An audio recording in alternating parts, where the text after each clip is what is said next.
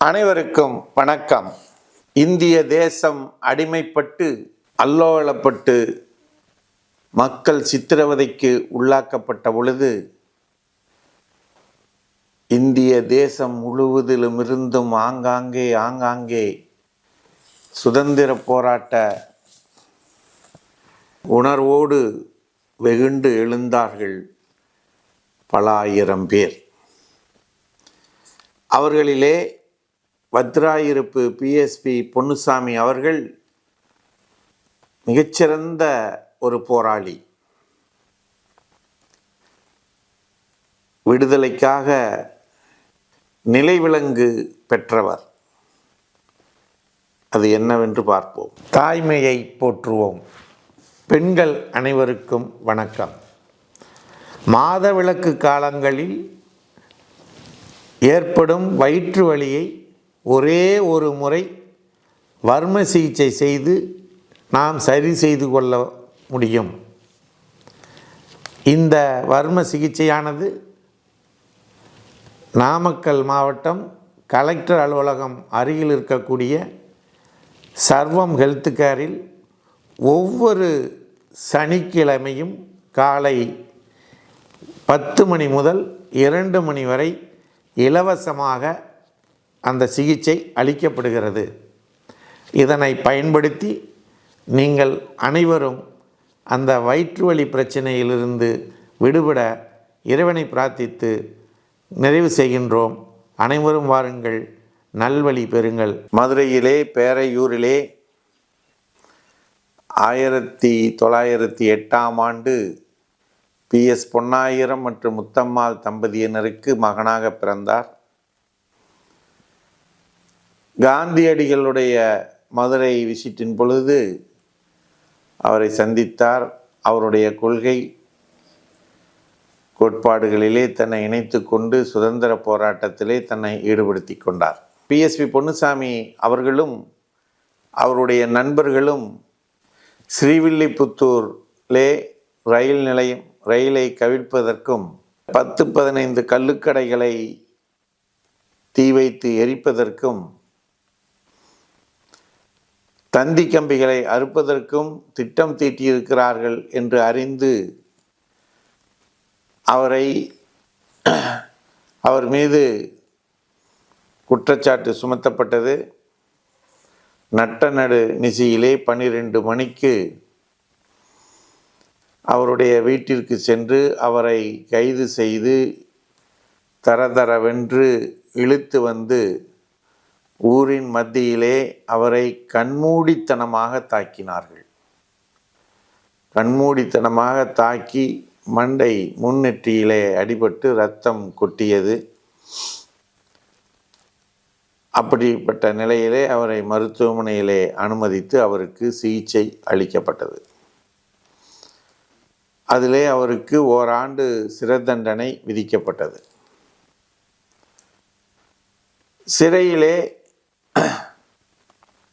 அவர் தன்னுடைய உணவிலே புழுக்கள் எல்லாம் மிதந்தது என்பதனை சுட்டிக்காட்டி அதை நல்ல உணவாக கொடுக்க வேண்டும் என்று போராட்டம் தன்னுடைய நண்பர்களை எல்லாம் சிறை கைதிகளை எல்லாம் இணைத்து செய்த பொழுது இவருக்கு தக்க பாடம் கொடுக்க வேண்டும் என்று சிறை அதிகாரிகள் முடிவு செய்தார்கள். என்ன செய்தாங்க தெரியுமா? நிலைவிலங்கு போட்டார்கள். நிலைவிலங்குன்னா இப்படி செவுத்தில் 2 வளையத்தை மாட்டி 2 கையையும் அந்த வளையத்திலே கட்டி பிணைத்து விடுவார்கள். காலை 9லிருந்து 11 வரைக்கும், மத்தியானம் 2லிருந்து 5:30 வரைக்கும் அதில் அவரை பிணைத்து விடுவார்கள். நின்ற நிலையிலேயே அவர் இருக்க வேண்டும். எவ்வளோ பெரிய கொடுமை பாருங்கள். அப்படி அந்த சிறை தண்டனை பெற்று இந்திய சுதந்திரத்திற்காக போராடினார்கள்.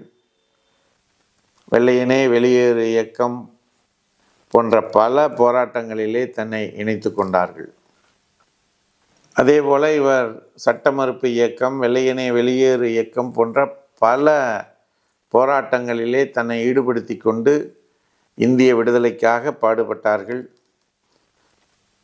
இந்த நிலையிலே விடுதலை கிடைத்தது. விடுதலைக்கு பிறகு அவருடைய விடுதலை போராட்ட காலத்தினை கணக்கிலே எடுத்து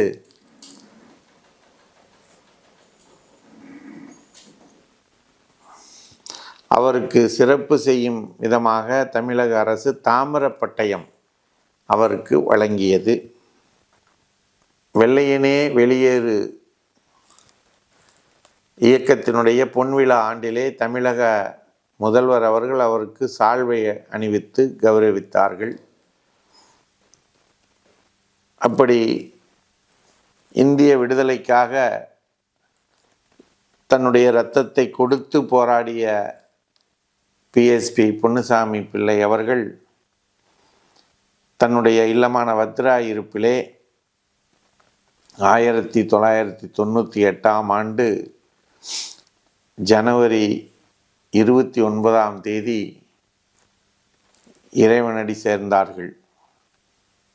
அவருடைய பூத உடலானது காந்தியினுடைய நினைவு நாளான ஜனவரி 30ஆம் தேதி அன்று நல்லடக்கம் செய்யப்பட்டது. நண்பர்களே, இந்த நாட்டு விடுதலைக்காக போராடிய அத்தனை பேரையும் நம்மால் நினைவு கூர்ந்து விட முடியாது. ஆனால் வரலாறுகள் இருக்கக்கூடிய, நினைவிலே இருக்கக்கூடியவர்களை நாம் மறந்துவிடக்கூடாது, விட்டுவிடக்கூடாது. இன்றைக்கு நாம் ஒன்றை உணர்ந்து கொள்ள வேண்டும்.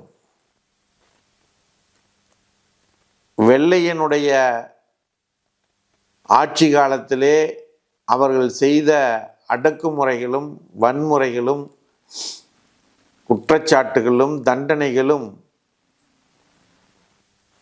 அதை எதிர்த்து போராடியவர்களுடைய நெஞ்சுரத்திற்கு முன்னாலே தவிடுபொடியானது.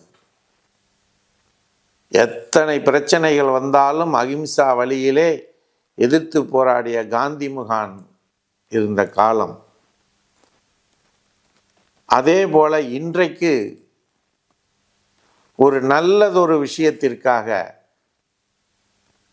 யார் ஒருவர் ஒரு போராட்டத்தை அறிவித்தாலும் அன்றைக்கு வெள்ளைக்காரர்கள், ஆங்கிலேயர்கள், கிறிஸ்தவர்கள் என்ன நடைமுறைப்படுத்தினார்களோ சட்டதிட்டங்களை, அந்த போராட்டத்தை பிசுபிசுத்து போவதற்கு என்னென்ன வழிகளையெல்லாம் நடைமுறைப்படுத்தினார்களோ அதனை இன்றைக்கும் விடுதலை பெற்று 70 ஆண்டுகளுக்கு பிறகும் இந்த மக்கள் சந்திக்கின்ற சூழ்நிலையிலே ஆட்சி அதிகாரத்திலே இருப்பவர்கள் நடந்து கொண்டிருக்கிறார்கள் என்பதனை இந்த இடத்திலே பதிவிடுவதற்கு நான் விரும்புகின்றேன், வருத்தத்தோடு பதிவிடுகின்றேன். எல்லோரும் தவறு செய்வது என்பது கிடையாது. ஒரு தவறை சுட்டிக்காட்டுவதும் மக்களுக்கு தேவையானதை எடுத்துச் சொல்வதும் ஒவ்வொருவருடைய கடமையுமாகும். அதனை பல முறை எடுத்துச் சொல்லுகின்ற பொழுது அதை அரசாங்கத்தில் இருப்பவருடைய கவனத்திற்கு கொண்டு செல்வதற்கு போராட்டத்தை அறிவிப்பதும் அதை நடைமுறைப்படுத்துவதும் பொதுமக்களினுடைய முன்னணியில் இருக்கக்கூடிய தலைவர்களுடைய கடமையாகின்றது. அந்த கடமையை தடுக்கின்ற விதத்திலே எந்த ஒரு அரசாங்கமும் நடந்து கொள்ளக்கூடாது.